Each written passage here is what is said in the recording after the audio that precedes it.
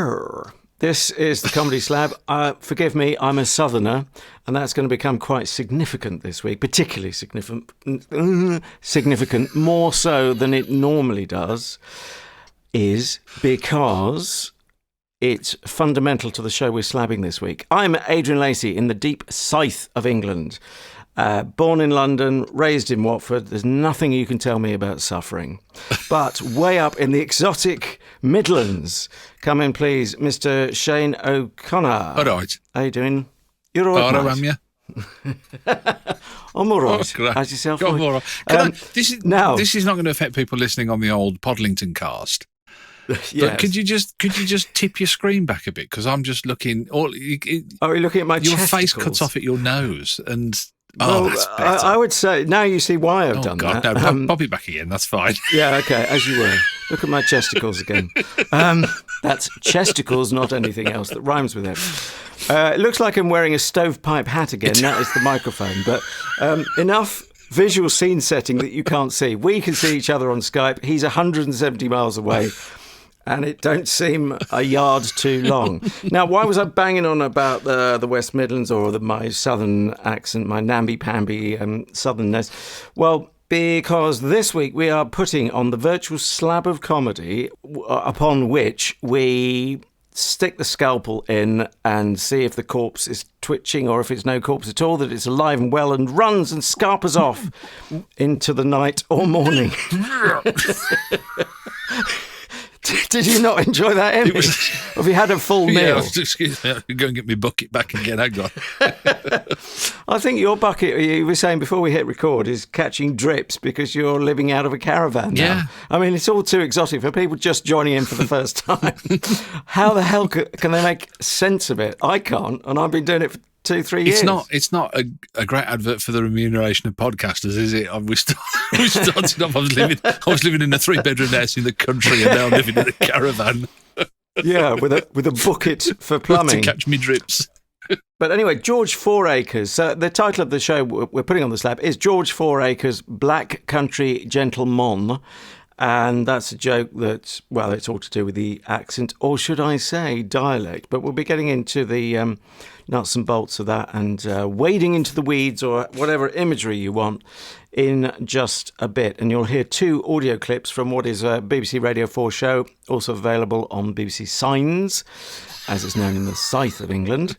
That's Signs. If you're on a different side of the socio-economic fence, take it how you will.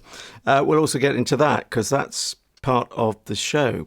So let's nibble on some comedy news. And I shoved in front of you digitally, if not geographically, a story about Harry Hill and his musical on the theme of Tony Blair. Now, you love autobiographies, as regular listeners may know. Irregular listeners won't know, but I've not just told them. You read Tony Blair's autobiography, amongst many others you've read. Did this make your heart aflutter or sink, or the idea of Harry Hill and a musical and the theme being Tony Blair, our former Prime Minister? Well, there are many forces at work here, aren't there? And many things to unpack. I mean, first of all, obviously the Tony Blair thing. I mean, I don't seem to have the problem with him that a lot of people from the left of our political world seem to. There's a there's not a lot of love lost, is there? I think they were glad that Gordon came along and saved us all. but well, there is a large part of the Labour Party that would prefer to lose because that proves you're being pure. Yeah. But let's not dwell too much on that. Yeah, but so I don't really have this kind of. He's as politicians go. I can understand why people are not keen, but without dwelling on that too much, there's the Tony Blair thing, which doesn't bother me. The Harry Hill thing, I just kind of thought, not again. He's written another musical. Because he's got fun. Remind us of previous one. The other one that he wrote with Steve Brown, because this is Glenn Ponder, isn't it? That he's his musical director. Did you know that the guy who's written the music for it is a guy called Steve Brown, who played Glenn Ponder in the Knowing Me, Knowing You Alan Partridge series? Right, and I'm struggling to remember Glenn. He was the band leader. the back up, up on the top. Oh, right. You've got to do the nose thing, people who are familiar with the show. And then they found out, like Partridge found out that he was gay and didn't really want to have too much of a conversation with him after that, which was quite... Because he references it in his spoof autobiography, I, Partridge. He talks about, he said, a lot of people thought I didn't want to deal with Glenn because he was gay, but we used to go to Nando's a lot together and all this sort of stuff. But anyway, so he wrote another one. I think it was called I Can't Sing. Yes, it was. I just found it. I Can't Sing, which is an X Factor thing. I thought that was a reality TV show that I missed, or a send-up of reality TV. He wrote another musical, and I kind of thought, he's really determined to get this thing. It closed early, I think, I Can't Sing. I think it was at the Palladium, actually, which is quite a sizable theatre, isn't it? It is, yeah. 2,000 seater plus, maybe 3,000. Yeah. So there was a bit, not again kind of thing. And I struggle with Harry Hill's comedy, although I'm a massive fan of TV Burp. I think I'm more of a fan of David Quantick, one of the writers, than I am of Harry Hill. I find him a bit too surreal. What about you? Do you? Because you're always in the West End, darling, aren't you? I mean, you're Well, I'm dragged by my girlfriend usually, and no, actually willingly prompted. Because if no one else prompts me, the default is I just sit at home with my feet up and generally whinge. I won't even say I'm watching telly because regular listeners will know there's not an awful lot of that going on either. But I was led to believe that you were up and down Shaftesbury Avenue more often than council cleaning lorries. That's what I thought, the way you talked to me. Well, yes, although, funnily enough, I am working as a freelance dustman. But, you've got to make ends meet when you're a podcaster. Yeah. I was on the bins last week and I said to Sir Larry... I said, my goodness, you've got some good rubbish there. Anyway... yeah, so I would go and see it if asked. I would try to, in the George Michael phrase, rather than Mr. Glenn Ponder, I would try and listen without prejudice and enjoy. I mean, Harry Hill is an exceptionally bright guy. I'm told, my sources told me, because I did at least get to know a comedian who worked with him, a guy called Dave Thompson, who I haven't seen for a while, but he was Harry Hill's horse once. That's not easy to say. Oh, on the Hooves of Fire tour, was it? Was it Hooves of Fire or something? Oh, God, it could be. But actually, sadly, in carrying Harry Hill, who may not be the lightest specimen ever, I'm not being rude, any more than I would be, he did his back in, poor Dave. Right. So that was the end of his tour. So the risks these actors go to for us, for our entertainment. So yes, I think it's great. I mean, the more the merrier, really. I wouldn't. I mean, look, not that I've got any power to stop people doing things, but I generally want to be encouraging if people want to write a musical, and particularly taking a bit of a risk. Trying to entwine politics with that. It made me think, actually, there was a play called Ugly Rumours, which is actually the name of the band that Tony Blair was in years ago, because he wanted to be a pop star, didn't he? That's right. So you'd absolutely not go to Harry Hill. Here's the weird thing as well. I don't think I would, but I mean, here's the weird thing as well, is that in isolation, I was watching only the other day, Tommy Steele, doing is it half a sixpence? No, he's doing Flashbang Wallop. What a photo, that one. Yeah. Because I just love. So if I watch it from the start of that point to the end of the song, I'm okay. But it's how they get into the song and out of the song afterwards that always leaves me cold. So I've got this really weird relationship. But no, I don't think I'd go and see Harry Hill live. I'll be honest with you. His his comedy doesn't land for me a lot of the time. I kind of think, what's everyone laughing at? So why does TV Burp land and not Quantick? The other stuff. Yeah, you did kind of. I do. I think it's Quantick. I think he's, to me, Harry Hill's like the Robbie Williams of when Robbie Williams biffed off Guy Chambers, where he was writing Angels and all this for him, and Robbie Williams thought it was him that was the genius. It's the Hancock effect, as in Tony Hancock. And so he biffed off Guy Chambers and then didn't have a hit then for like 13 years, whatever. And I think it's just... As we all went there scratching our heads saying, I wonder why. Yeah. And I think with the Harry Hill thing, I think there is an element that he's thinking, at last people are getting it. And I think actually, no, it was just that you had different writers and that's what they were getting, that's what they were relating to. But yeah, for a lot of it, he's I don't find it funny. It's like, he's the the epitome of alternative comedy, isn't he, in a way? From yesteryear. Don't you think? He's that kind of, the anti-comedy or whatever, or meta-comedy, whatever you want to call it. Well, that's more Stuart Lee in my book. Right. But, okay, so I'll just have to give the ticket I bought for Harry Hill's musical to someone else.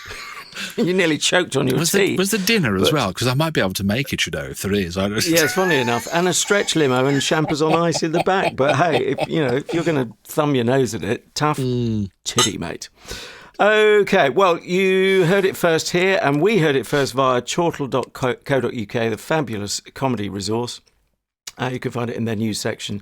That's assuming you're listening to this within the time, assuming they keep it online if you're taking a little while to look at what might be old news by then. I say break a leg, Harry Hill. Hope it goes well. So, to the matter in hand on The Slab, which is a radio show, or audio, on BBC Sounds, BBC Radio 4, call it what you will. It's been out, but hopefully is up there for a little while as we speak. It's George Fouracres, for he is the artiste, and the title of his show, Black Country Gentlemon. Now, we have a black country. Well, you're not quite black country, are you? You're sort of all over. You moved around a bit. I mean, but by birth, although having said that, I don't know whether it makes a difference, but I was born in Walsall. I was born in the Walsall Manor Hospital, which is still there, and sadly no blue plaque. You were literally to the manor born. Oh, yeah. Yes, yeah, I was, yeah. But when Walsall was in Staffordshire, as a lot of it was, because it wasn't until the 70s, was it, that they invented the West Midlands, and then... kind of. Do you know what date it was? 74, was it? Yeah, and what date within 1974? Oh my God, I don't know. Well, have a guess. If they're I was 8 years old. What are you on about? If they're going to do, I don't know how they moved it brick by brick, but if you're going to move towns, which day of the year, which one day of the year would you do it on? April the 1st. Absolutely right. Was it really? It was. Kicking you not. But having said that, I was born in Walsall Manor, but we were living in the Birmingham conurbation at the time, so we were living in a place called Great Bar. So can we say conurbation on the podcast? I think so. Is that it's the C word? It doesn't sound right. I'm an O-conurbation. Hey, liking it. But yeah, so I'm a what am I? I'm a kind of You're black country Brummie. Black country Brummie hybrid. Right. So a hybrid. I'm a yam Brummie hybrid, yeah. Right, yam remind me, that's not Walsall. That's black country. They call it, the people in Birmingham particularly call them yams because they say, a yam coming with me? So there's always, he's a yam. There's yam where we am. Right, yeah. So to the question we ask each week, although it might have an extra resonance to you, we'll find out. But when I said, well, first of all, did you recognise the name George Fouracres? You got the giggles now. Sorry, I was just thinking of Count Arthur Strong, knowing the question that you're going to ask me. George No, I know. I've perused his face at length. I've looked him up. I've Googled. I don't know. No, I don't know how he's escaped me, but he has. Okay, so you didn't know his name, but when I told you the title of the show, Black Country Gentlemon, yes, and I think I pled with you, as they would say in America, or pleaded with you, not to prejudge it, because I know you're not the greatest fan of what I think of as the purest comedy art form, which is stand-up, or you don't like it on the radio, or you don't like it on Radio 4 particularly. But did your heart sink, or did you think, oh no, I'll give that the time of day because of the Black Country link? A bit of both really, because on the one hand, I don't think it's stand-up that they do in these specials, although this did come from an Edinburgh Fringe show, didn't it, that he did in 2019. But these are like essays to me almost. You know what I mean? They don't feel as free for. And I know stand-up is memorised and rehearsed and all the rest of it, but it doesn't feel like that, does it? It doesn't feel. That's the whole beauty of true stand-up. I don't think this is. I have an unusual relationship with this as well, a bit like musicals. But yeah, it's a bit of both really, Adrian. I was kind of, don't know. Okay, well, we look forward to hearing your headline, which was summarised for us after we've heard the first of two audio. Are you laughing? Oh, I remember that headline. That was really meaningful. But that's the Daily Telegraph for you. Okay, so to the first of... I'll play one of these audio clips if it kills me, but obviously I've got to set the scene. He is playing to the home crowd, is he not? He's in Wolverhampton, like.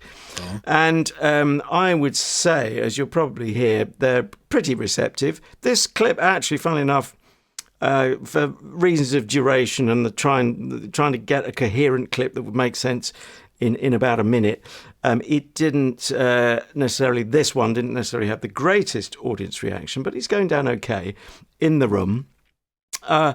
Basically, he's a working class lad, and then went to a posh school and posh university. And so in the second audio clip, you'll hear that in a bit more detail, so I don't need to go too much into that.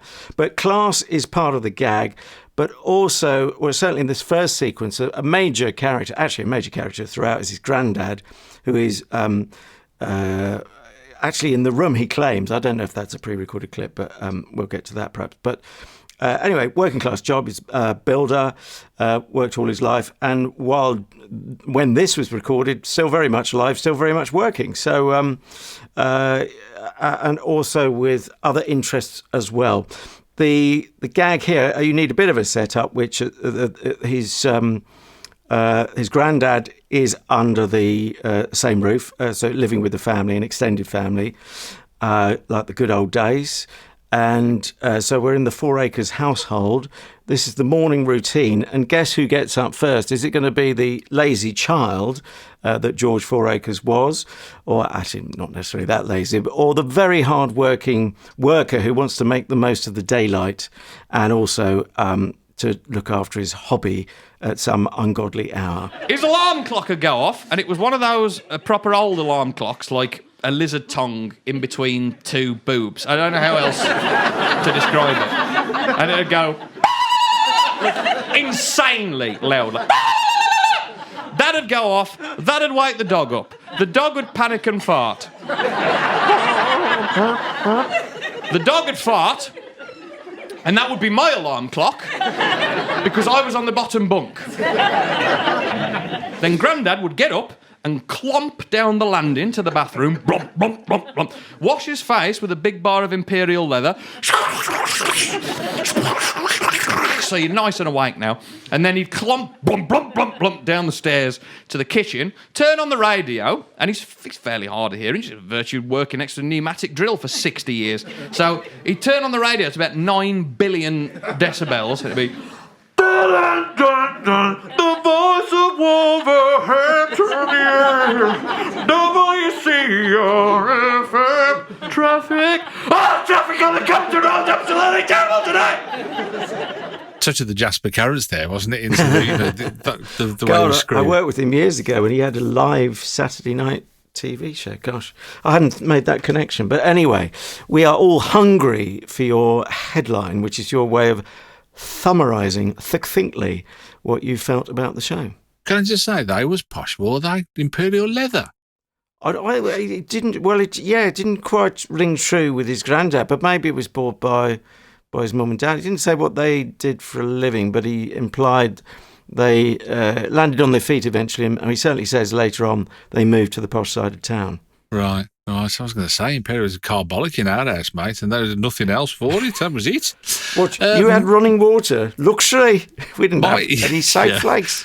My headline. My headline.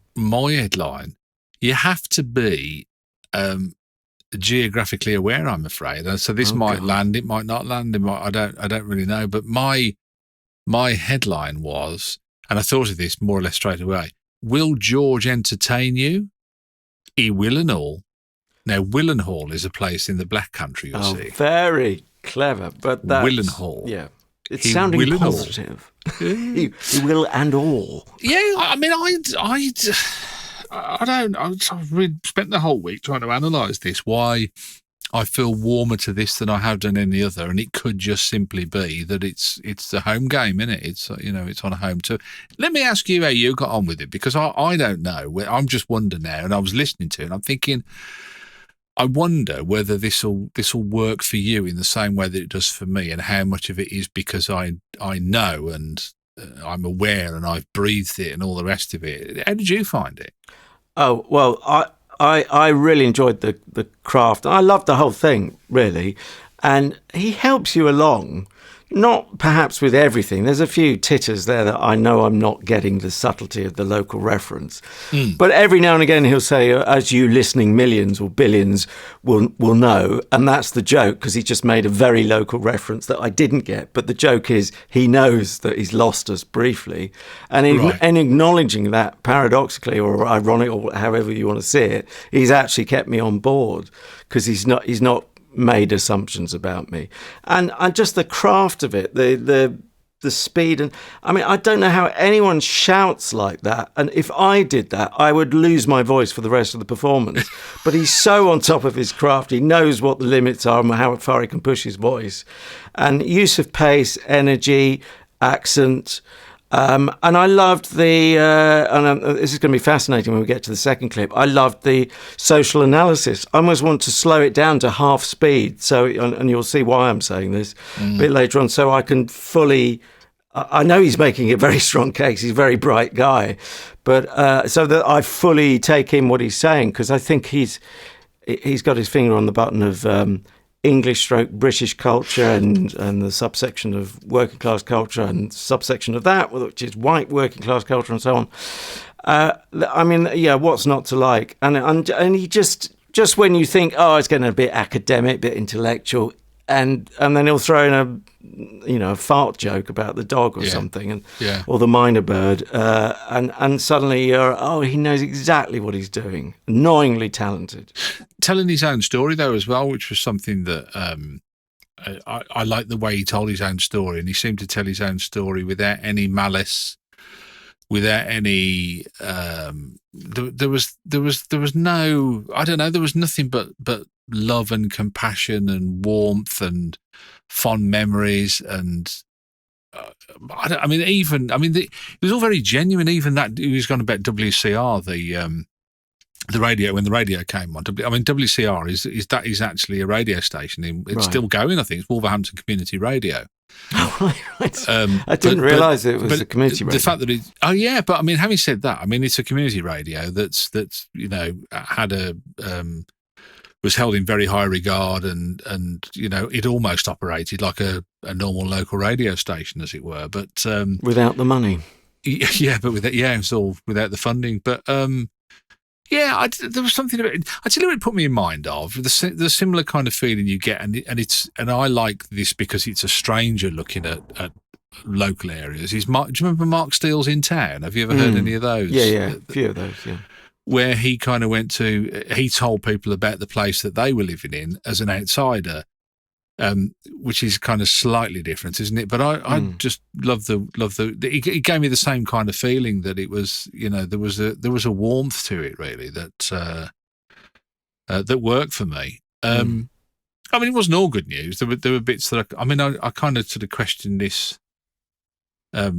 this idea that he's posh. I mean, I don't really know who's told him that, or it's obviously something that stuck with him, but he didn't sound very posh to me. No, but you wonder, is there a slightly calculating side to it? And you talk about all this warmth. One could be cynical, that he's being cynical, that he thinks, oh, I must get some warmth into the script. We'll never know until we meet the guy, if we ever meet him, and then, are you getting a performance if you just meet him in a showbiz context? And so there's some things are unknowable.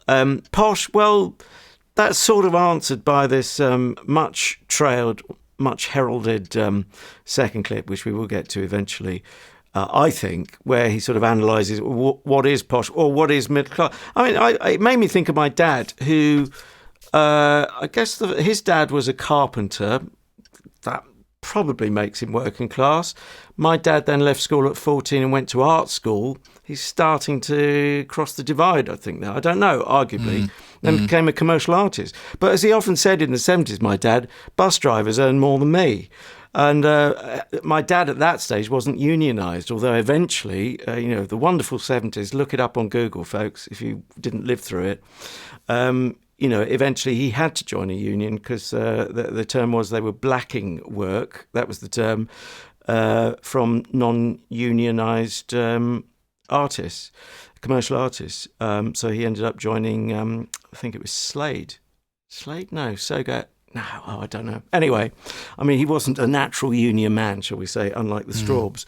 But look that up on Google as well. Google it, yeah. But so, we eventually ended up in a 4-bedroom house that he owned. And he said, by the time I moved out and it was just him on his own rattling around inside, he used to walk from room to room. He just couldn't believe it because this is the end of the story, and you can put Hearts and Flowers violin music over it. But he grew up in half a house, which probably now is worth a lot of money in Cricklewood, but then wouldn't have been.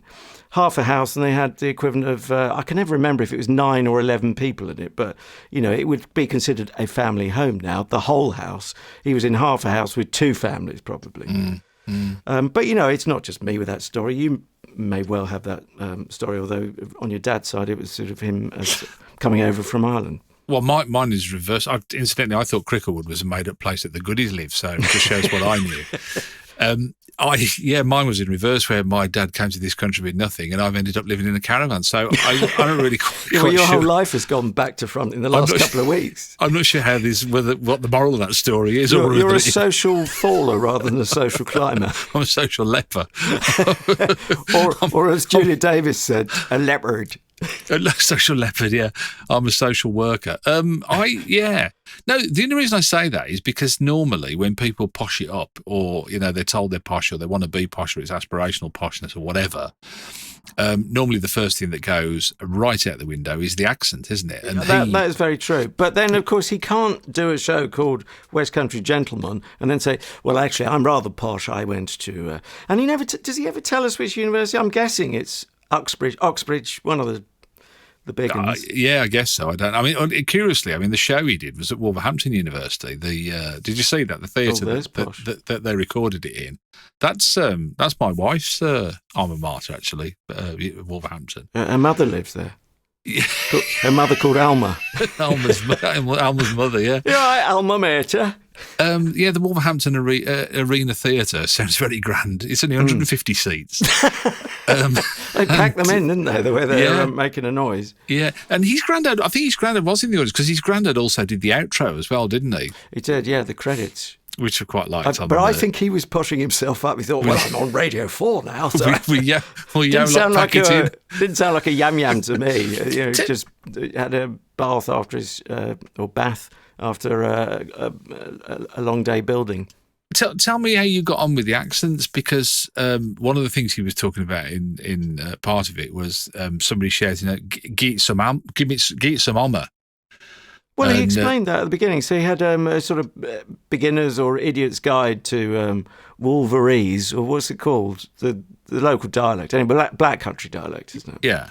But, did you, because he didn't actually explain, did he? I don't think he didn't I thought he did that one. I thought he said that. So, give it some, mate. Is that the one, or have I confused Yeah, but it's give it some hammer, isn't it? But he never actually explained that. It's like an armour. An armour is a hammer. Well, all I got the energy of it, which was, like thumbs up or a fist pump or whatever else equivalent. Yeah, I didn't get the subtlety of the hammer. That's what I mean about, I knew enough to know which ballpark we were in. But the major thing was, as I say, he kept me on board and other outsiders, grockles, call them what you will, by explaining every now and again, or sending himself up with how obscure he was being and how you wouldn't understand it, but he was being ironic. You mentioned the audience. Did you think the audience were with him as much as I thought they were, although in that first clip, there wasn't the kind of gusto in the, whatever it was, a laughter or a bit of applause at the end that I might have expected. But now you've told me there's only 150 of the poor so-and-sos. 4 of those are BBC technicians. So, but you've asked the question as if you didn't think they were with him. No, there was a part where he was talking about having a bath, and I didn't think the audience. He was kind of losing them. I felt that it was a bit of a struggle. I suspect they probably didn't have a tin bath at home or bath. A bath, yes. You can't have a tin bath. You can only have a tin bath. They only make baths. You say that, but I mean, I set the cat amongst the pigeons once when I was working. We met at BBC Radio Derby, and I, as the namby-pamby southerner, once put a question out there, as one does on a pop radio show. At what point, where do you have to go to from the south where I come from, where it's Bath? At what point does Bath change to Bath? And by the time you've got to Derby, it's most definitely changed. But actually, I hit a raw nerve. My innocence, or you could say ignorance if you're being less generous to namby-pamby southerners, that actually to them in Derby, to say Bath was a local being posh and disowning their working class roots or working class roots. Yeah. So I hit a totally different... But you'd come down to London, you're not expecting I wouldn't hear a cab driver saying Bath. So it's perfectly working class in London, or working class elsewhere, to say Bath, and that wouldn't be considered, hoity-toity. No. I think the interesting thing about the Black Country accent is that, and he demonstrated this at one point, didn't he, is that they've almost turned it into something almost unintelligible. It's on the verge of being, in the same way that I think, when you have regional accents that have start to invent their own words or pull back words from history, it starts to then become difficult for the outsider to understand and to listen to it. With the Black Country thing, I've always said this, that they always just put extra vowels in. So in answer to the Geet some Homer, the response was, yow know the game.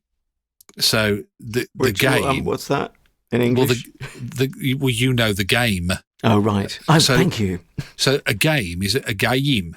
A G-A-Y-I-M, it's a game. In the same way that if you bought a rubber sphere that blows up, in the Black Country it's called a balloon. Balloon. So it's got extra vowels in there, you see. The number that comes after 8 is 9. 9. Okay. But there are diphthongs elsewhere. I mean, film is film in other parts of the UK, isn't it? Yeah, and Ireland, that's a big film. Yeah, you're going to watch the film. Yes, yeah, very definitely. But you could hear that God rest in Glasgow as well, I think. Could you? My dad, God rest his soul, was used to call. Have you heard of the retailer Dunelm? Yes. He used to call him Dunelm. Because I think it was that film kind of thing going on there as well. Oh, yeah, there's a consistency there. Look, we must hear that second clip, and it's a shame in a way the way I've cut it, because some of the energy drops off, but you get a hint as to what he then moves into. But he wants to summarise his socio-economic background, and if you're listening outside the UK, or maybe you live in the UK, but perhaps you've come from outside and you haven't quite tuned in to this obsession with class in this benighted nation, or 4 nations, or whatever you see it as, this may or may not fox you. This might just explain it, or if you can't keep up, you might have to slow it down, as I think I'm going to have to. The Black Country is a place with a very rich, deep, working class heritage. But I've been exposed to way too much privilege in my own life to talk about that with any degree of authenticity. If you want me to talk about my own class, I will. It's perfectly simple. I was born to working class parents who went on to have middle class jobs and raised me aspirationally lower middle class in an upper working class community. Sent me to a middle class school, which led me on to an upper class university. Graduated with upper second class honours from a world class educational institution. On graduation, didn't have any of the middle class fail-safes and connections that many of my peers enjoyed, suffered a great deal with my mental health, and fell back on job seekers allowance and housing benefit, which temporarily re-qualified me as working class, particularly within the context of my middle class peers. Worked a series of what would be termed working class jobs before I could get a lower middle class job teaching upper middle class students, which allowed me to move back in with my by now middle class family shortly before they moved over to the upper middle class side of town, while still maintaining all our close connections and relationships with my lower middle class and working class family. Perfectly straightforward. Nothing to iron out for you there. My little brother, who's a lot wiser and more patient than I am about this sort of thing, said to me, why do you always have to bring class into it? It don't matter. It does not matter. The thing with you is it's always about identity. You've got to be this. You've got to be that. Why can't you just be you? And he's absolutely right. In an ideal world, that is exactly what should be the case. Very clever. I mean, very well written, very clever, very well delivered. And again, the audience, a very muted response, I thought there. I don't know. Got applause. Yeah, it did at the end, didn't they? I think that they, kind of, there were a few titters in between. But, yeah, I mean, for one horrible moment, I thought, we're not going to go and have a big rambling section about identity, politics and all this rubbish, because it starts talking about privilege, which I I never have. I've never bought this idea of privilege. I think I think if you're born into like you're royalty or below royalty, then I think, yes, it's something you can talk about. But I think the rest of us, we're in the lottery of life, and it depends how hard you work and how much you put in as to what you get. And people have proven that all the while. So and I thought, don't go into that. But he didn't. Fair play to him. He didn't go into that. He touched on it briefly, but then put this wonderful thing together. I must admit, I was thinking of Ronnie Corbett and John Cleese and Ronnie Barker. Oh, I look down all the on way him. through that. I look down on him, and I look up to him, and all that sort of stuff. And I thought, it's a good subject to talk about, isn't it? Well, it always touches a nerve. I should say this is a BBC Studios production. I'm going to credit by name the producer because he has produced some fine comedy shows, Richard Morris. And hopefully they'll cling on to him because I always imagined him as a sort of comedy twin with another radio producer, Ed Morris. I'm sure we've slabbed his BBC productions in the past, but Ed Morris has flown the BBC nest. And I think he's in the world of podcasting, funny enough. But at the end of podcasting, where you actually make a few bob. But as you know, like the Murphys, we're not better. So I think it could be that time, indeed is. I'm going to call a halt to proceedings and time for the scores on the doors, Miss Ford. Can I just say I learnt a couple of things listening to this that I didn't know before. The one thing was that why they call it the Black Country. And I, according to George anyway, I believe the Victorian myth that it was to do with the air quality. When in actual fact he said no, it was the metals and minerals in the soil that turned the soil darker, and that's why they called it the Black Country. I didn't realise that, and I found out what the OG is. I've never come across this phrase, and I've heard it loads of times since in the last week. The OG. Have you heard this before? No. I'm posh, but I'm not OG. And it stands for original gangster, which I had no idea. So there's a joke there, but I think everyone else missed it as well as you and me. Yeah, the OG, and I've heard it about 4 or 5 times since in the week. I mean, obviously, it's a bit like if you see a red car and if you buy a red car, then you see red cars, don't you? If it's on your mind. But there you go. Scores. I'm not quite at a 4 with George Fouracres, who. Reminds George 3.5 acres then? George reminds me of that schoolboy joke. Remember that we said he wanted to own some land, so I kicked him in the nuts and said, well, there you go, there's a couple of acres for you. That sounds like a Ronnie Corbett in the Ronnie in the chair gag at the end. So I said to my producer, I said to him. Good gag, George 3.5 acres. For me. Okay. I don't know. You talk about about Richard Morris being the producer. I mean, he really got a lot to do in this situation. As he went right. This is the show that I did at Edinburgh, and I'll do it for recording. Yeah. Just press which record. Of course is a measure of the quality of the show. Of course, also there's a lot, I think, under the bonnet, and he's got to find a way of editing it. I don't know if I suspect Richard Morris might have done the script editing, or at least done it in conversation with George 3.5 acres, because do we know how long the show was? It a full length type show? Do we know? I don't know. I'm not sure what the Fringe. I suspect it might have been a 90-minute or an hour long, in which case it's got to come down to half that. So Richard said to him, right, can you get those middle pages and just rip those out? That's like your view of dentists. That they can't be bothered to do the whole course. Can we just have the chapter on teeth? Oh, anyway, not that you're interested. Give us the page on teeth. To me, because there's nothing to it, is there? No. See how many professions you can upset in one go. So producers, dentists, the full gamut over the full series of the Comedy Slab. I'm going to give him, to me, he is George Fouracres. It's 4 out of 5 from me, making a grand total between the two of us of 8.5 out of 10, of course, which is quite fulsome, is it not? 7.5. I'll go back to school. I didn't go to a posh school, thank you very much. You wouldn't think you can see why I didn't finish my maths course at university. Maths and physics, yes. Okay, 7.5, fair dues. How embarrassing. But let me turn the tables on you and ask for your homework for next week. All right. I'm going to go back to the future. No, I'm going back. I don't know whether to tell you. Let me see if you can guess what the program is.